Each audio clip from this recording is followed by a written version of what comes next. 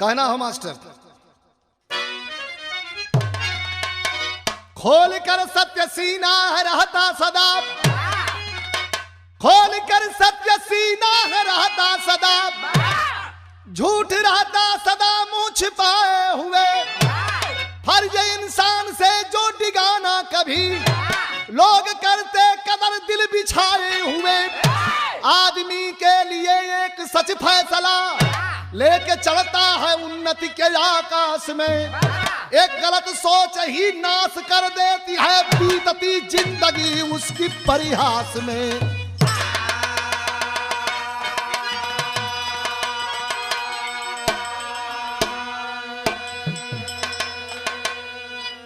एक कव्वाली का तर्ज लगल, हमरे लाल व्रत का बड़ा स्पेशल तर्ज है। कैसे कैसे?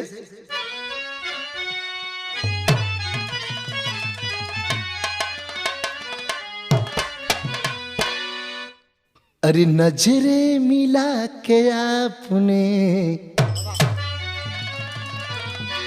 हो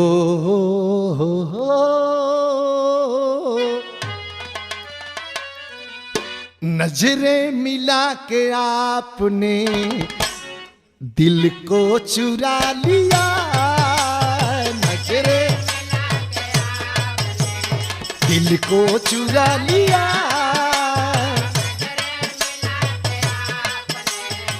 सही है, सही है।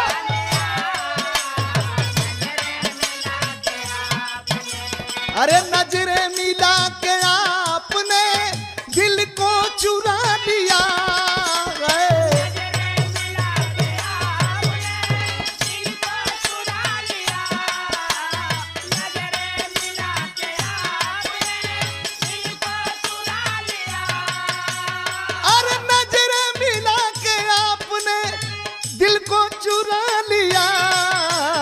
एक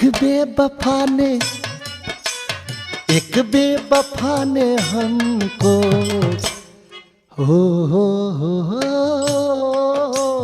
एक बेवफा ने हमको हंस के रुला दिया। एक बेवफा ने हमको हंस के रुला दिया। एक बेवफा ने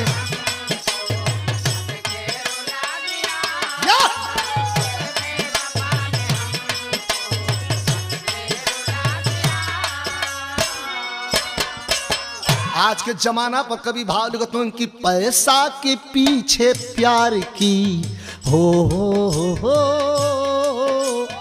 पैसा के पीछे प्यार की नीयत बदल गई। पैसा के पीछे प्यार की नीयत बदल गई।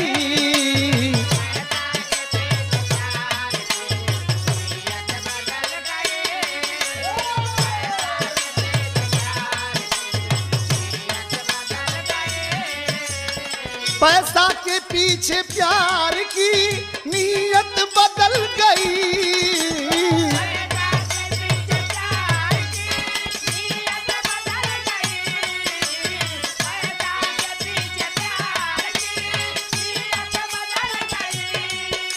अरे पैसा के पीछे प्यार की नीयत बदल गई। स्वार्थ में जब इंसान की हाय हाय हो अरे स्वार्थ में जब इंसान की अरे दुनिया फिसल गई। स्वार्थ में जब इंसान की दुनिया फिसल गई।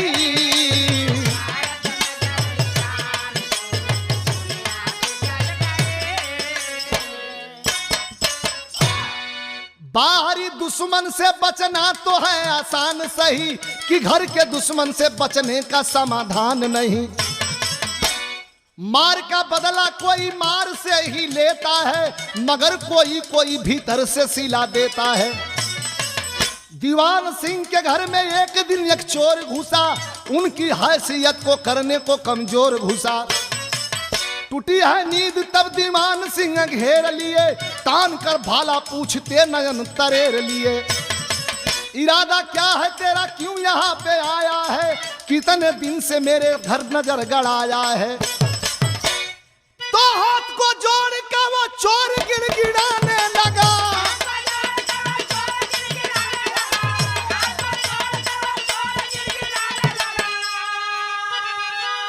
तो हाथ कर जोड़ कर वो चोर गिड़गिड़ाने लगा। यहाँ पर आया कैसे रो रो के बताने लगा।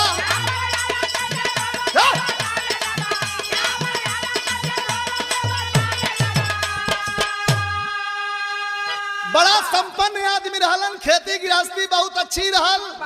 दीवान सिंह दुई भाई रहलन, घरे में मेहरारू रहलिन। अकस्मात एक दिन एक चोर उनके घर में प्रवेश कैलस। दीवान सिंह का नींद टूटल भाला लेके ओकरे छाती पर लगा दिलन। चोरवा रोवे लगल कि सरकार हमके मत मारा, कैसे अली काहे अली कुल बतावत है। बतावत बात भी रहा में तर्ज हमरे कैसेट के लग गई।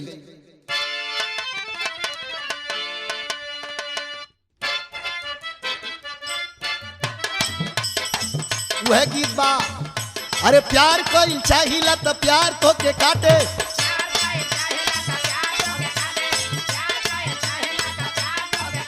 अरे दूर अब रहेलू जब से लइका भइल बाटे।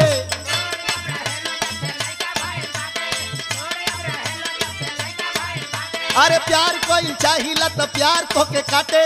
दूर अब रहेलू जब से लइका भइल बाटे। हमारा से ज्यादा उसे प्यार हो गइल, हमारा से ज्यादा उसे प्यार हो गइल। सजनिया बोला ना, ए रनिया बोला ना, अरे हमसे बढ़ के बबुआ अब तो हार हो गइल। ए रनिया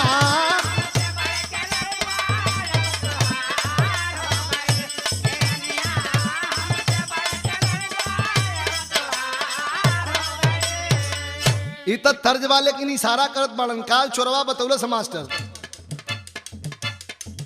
अरे मालिकिन तोहार हमके रुपया थमौली।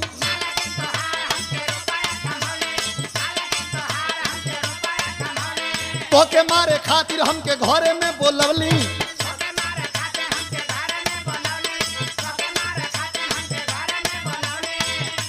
मालिकिन तोहार हमके रुपया थमौली। तो के मारे खातिर हमके घरे में बोलवली। आज तो आधार सारा पोल हो गइल, आज तो आधार सारा पोल हो गइल। हे इमनवा डोलल बा, धियनवा डोलल बा। अरे पैसा पे मनवा डवा डोल हो गइल।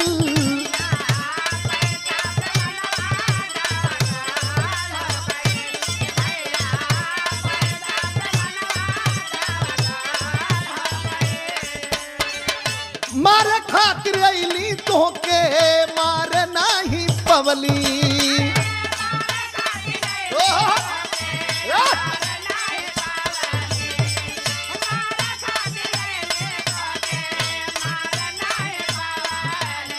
अरे मालिकिन तोहार सारी योजना बनवली।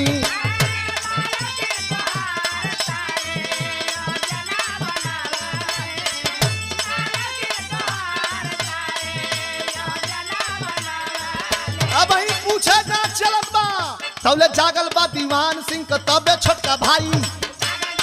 या तैयारी रहा। चोरवा का गर्दन के बेले बा उड़ाई।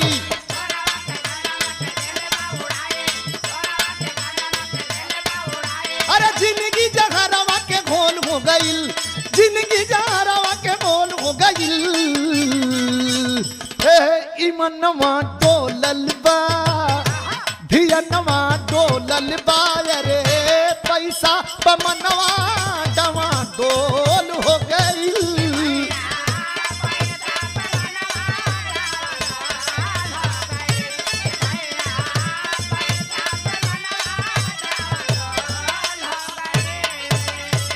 एक भाई पूछत बा, चोर बयान नहीं दिलस, तले दूसर का भाई आके चोरवा का गर्दन काट दिलस। बवाल बढ़ गल, बात राज छिपले रह गल। लेकिन किसी तरह से लाश के फेंकले जाके दोनों भाई। मीना के जिंदगी में आखिर माहुर गयल बोवाई। तो तर्ज लग गई मास्टर।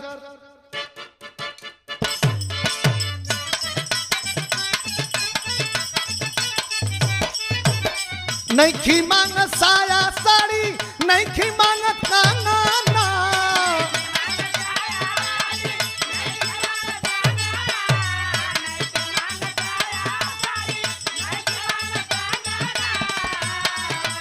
नहीं खी मांगत साया साड़ी, अरे नहीं खी मांगत कंगना, रही हमारा आँखी के सोझा परदेसी मोरा सजना।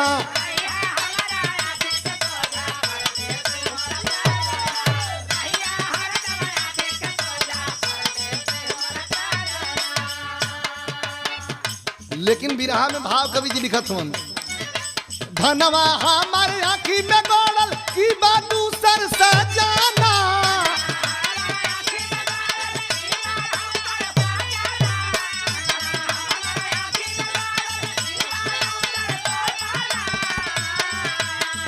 चोरवा बयान दे के मार गयल, छोटका भाई मार दलस, बड़का भाई के मन में शंका बा, अपने दुल्हन के पकड़ के पीटे लगलन, पूछा लगलन कि बताओ, अरे धनवा हमारी आँखी में गोड़ल की दूसर सजाना, कवने कारण मारल तू चहलू गोरिया हमार जानवा।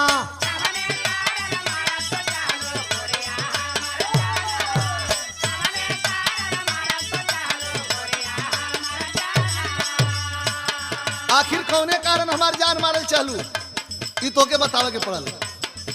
कल तोहरा से नीक कवनो होई कसबिनिया,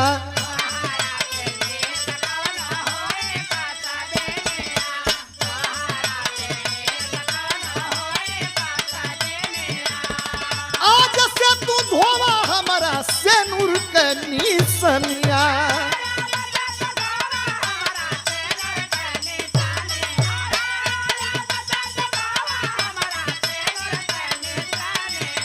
जाके तू तनवा कोठा पर बेचा खूब लूटा धानावा,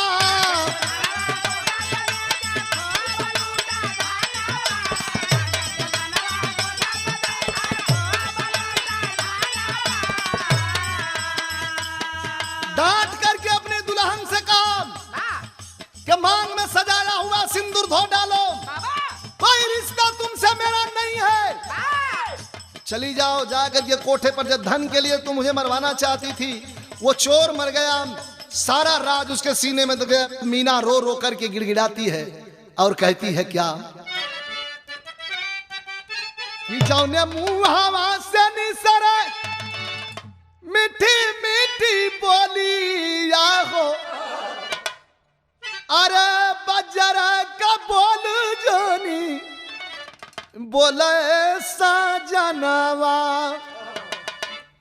यही सारी बतिया में केहू के साजिश बाटे, जिंदगी में माहुर जानी भोला सजनवा, केहू का भेजल चोर घर में आयल रहल, हमके मालूम आई है होला सजनवा, तोहरा निशानी हमारा पेटे में पालत बाट, बंद आँखिया के तानी खोला सजनवा।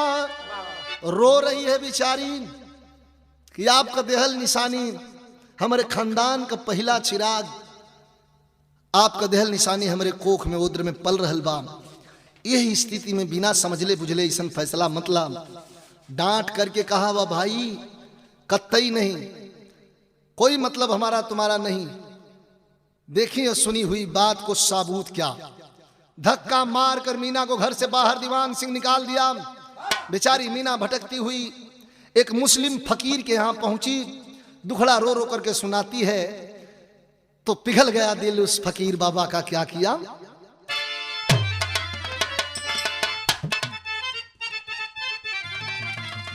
सुहाग का गीत लगल कि माई सिखोली, कि माई सिखवली ना सहुरवा जनाला, अरे सहुरवा जनाला सनुरवो दुल्हा धीरे से डाला।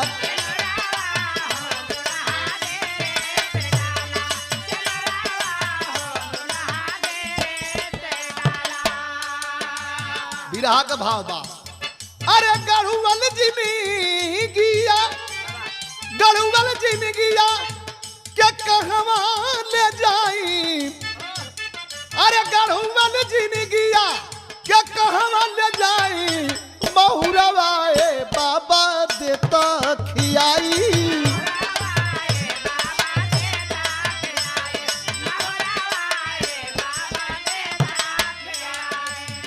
हंसत खिलत मोर दुनिया उजर गई, खिलल से पहले हो बगिया बिखर गई।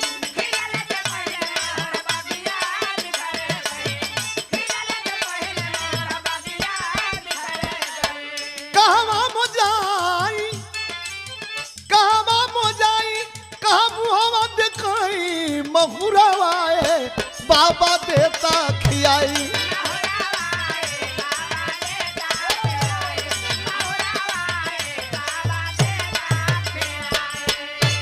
बाबा कहलन समय समय का चक्र है बेटी, समय से तू लड़ना सीखो। वक्त की सीढ़ी टेढ़ी मेढ़ी होती है, चढ़ना सीखो। जो दाग लगी तेरे ऊपर वह समय का मरहम धो लेगा, और जो तुझे आज दुत्कारा है फिर वह बाहों में भर लेगा। एक समय के छोटे झटके पर तू इतना आंस गिराती है, क्या अग्नि परीक्षा देने से सीता कभी घबराती है? फकीर की बाणी में शक्ति मीना दुखड़ा सह करके रहने लगी। अब बाबा के दरबार में एक बच्चे को जन्म देती है। उधर दीवान सिंह की दूसरी शादी हुई, दूसरी औरत आई, एक बच्चा पैदा हुआ, घर में खुशहाली आ गई। दीवान सिंह का छोटा भाई उनकी सेवा में रहता था। दीवान सिंह का छोटा भाई गुमान सिंह की शादी लीलावती से हो गई, परिवार ठीक ठाक चल रहा बा। 25 वर्ष व्यतीत भयल तो टेरी के भाव बा।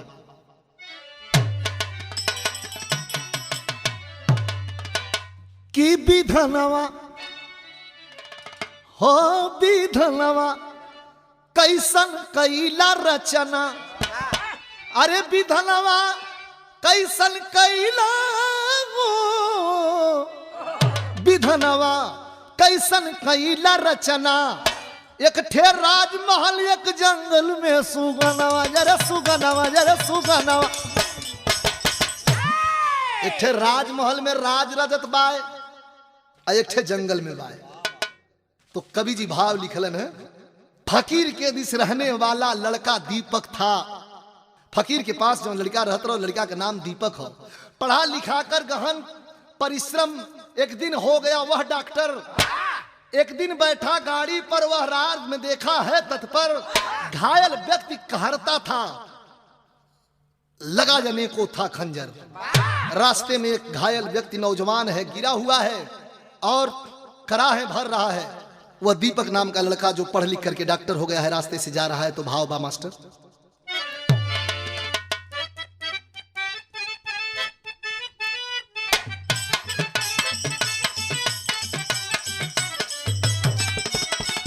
आप लोग देखबो कैला ई फिल्म हमार लगल बा बियाह फिल्म। वो में एक ठे गाना होली के बा, लेकिन होली ना जनाला। ये बड़ा अच्छा कंपोजिशन है। अरे सैया माछी झोंकाना पटाइल पी के माहुआ, पटाइल पी के माहुआ देवारावा, हाय राम देवारावा डाले रोंग हमारा चोली के भीतरावा।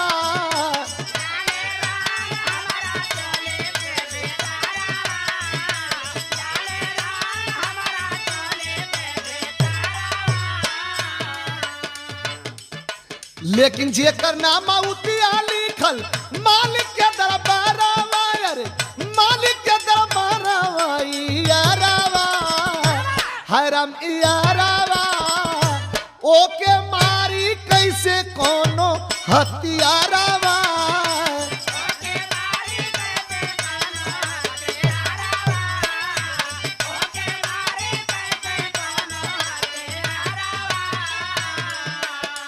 सहारा दीपक कैले ना, घायल के बहिना धैले ना, विमल विचार से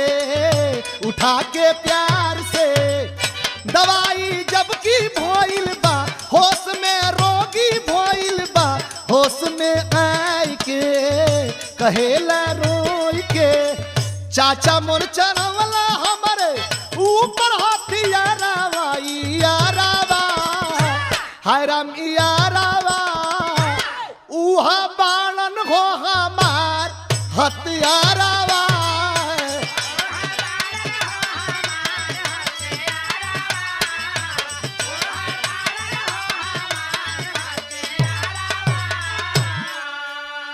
कितने छुड़ा कितने खंजर लगे हैं, एकदम घायल होकर के धरती पर गिरे हुए जवान को वो दीपक नाम का लड़का जो फकीर के घर पला था उठा करके अपने डिस्पेंसरी में लाया, दवा किया।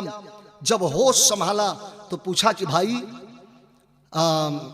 कैसे ये चोट कैसे लगी, और रो करके उसने बताया जो तो भवें तन गई कि हमारे चाचा ने खुद मेरे ऊपर वार किया। तो कवि जी भाव लिखत उन कैसे,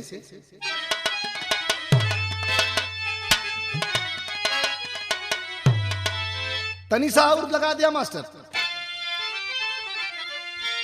अरे चाचा हमारे बाकाम एक दिनवा भैया घरवा से आले के यही है जंगल के ठेकनवा भैया घरवा से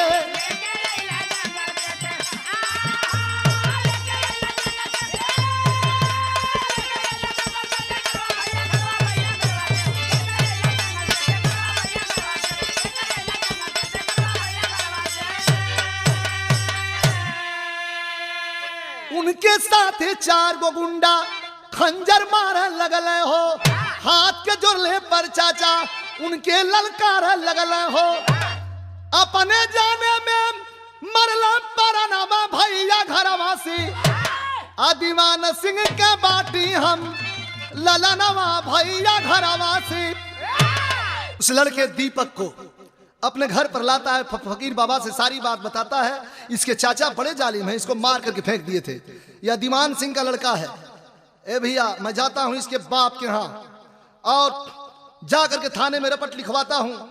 मीना बात को सुन रही थी जो दीपक से नहीं बताई थी, दीपक से कहने लगी, क्या कहती है मास्टर,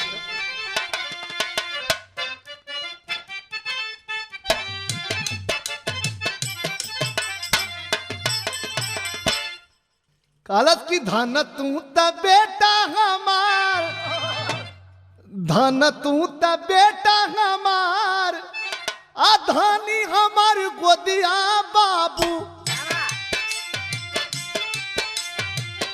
अरे लेकिन नहीं धन बा सनुरवा रे हमारे, आज करे बेटावा के लाले तू ही बचाई होले हला, औहा बेटा लगी है हो बाबूजी तोहारे। आ धीरे धीरे माई कुल बतिया बताई हो देली, हो लागल दीपक के होया गवायन हारी। अब भैया के भैया तबला गाय रोमा छतिया बाबू, अभी बच्चली भैले दीवान के दुआरे। अब भाई और भाई के हो छोड़ दिया मामा भैया, पूछला दीवान से कहाँ बेटवा तोहारे। दीवान सिंह के घरे पहुंचल, लिया के पूछा लगल कि आपका लड़का कहाँ बा। लड़का लड़का तो हमारे शहर में गइल बा, शहर में गइल बा। एक बार फिर से बताई का पूछत बा, का कहना मास्टर। अरे कहला दीवान हमार छोटा कबीरा नवाब, काम से हो भेजले बाड़ा बम्बई मझार। अब तबले गुमान सिंह हो जा गई समहनवा, अब पूछन लगे बोला कहा परिचय तोहार। ए भैया तू यहाँ इनके लेके इला के बड़ा, कल यहाँ न बताई। अरे परिचय बताई हम चला जेलिया में। अरे तबले पुलिस आके कई लगी गिरफ्तार। कहला दीवान सिंह पुलिस के समानवा, कौन दोस्त कैले बाबीरा नवा मार। जब पुलिस आकर के गुमान सिंह को गिरफ्तार करती है तो दीवान सिंह पूछल लगन के रे भाई ये हमार भाई कौन गलती कैले बा, रउआ सब काहे गिरफ्तार कर रहल बनी, कुछ तो बताई। कहा जरूर बताई। का बतावत हूं कि भरत जैसन भाई के तू हवा पकड़ला, ई हमारे दुआरे कवन होला खेलवा। अलाई है गुमान सिंह को पुलिस थानावा में। अरे धीरे धीरे होखे लगल पोलवा उघार हो।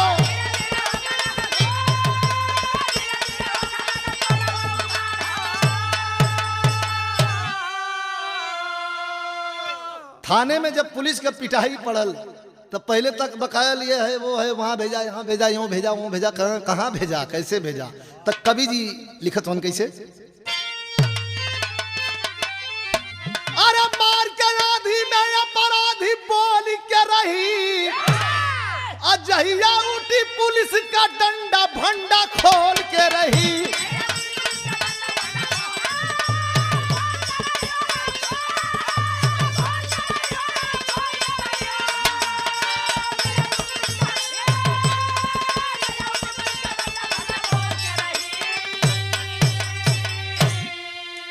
ए भैया तहकावे बहकावे ला गुमान बेई मनावा।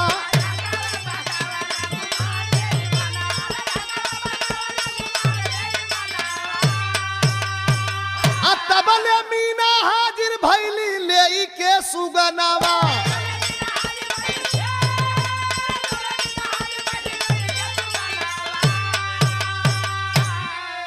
अरे ईमान डगमग अन्यायी का डोल के रही, तो जहिया उठी पुलिस का डंडा भंडा खोल के रही।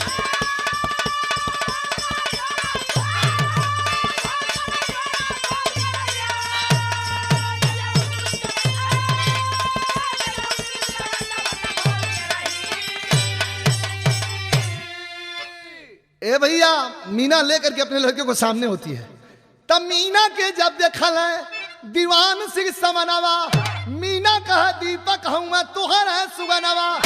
सच्चा का सच्चाई एक दिन बोल के रही। सामने लेके खड़ी होती है, कहे पहचान लाई तोहरे खून बा। पुलिस के मार से गुमान सिंह सब बतौलन है, जेल गईलन है। ऐसा इंसान समाज में लोग होना। आखिरी लाइन बा, गुरु बिहारी गुरु गणेश गुरु रामलाल मर पावन, स्वर्ग चंद्रिका कभी कलागा गीत सुहावन। विधनवा कैसन कैले रचना, विजयी प्यारे लाल अब मिल के रही खंडनवा।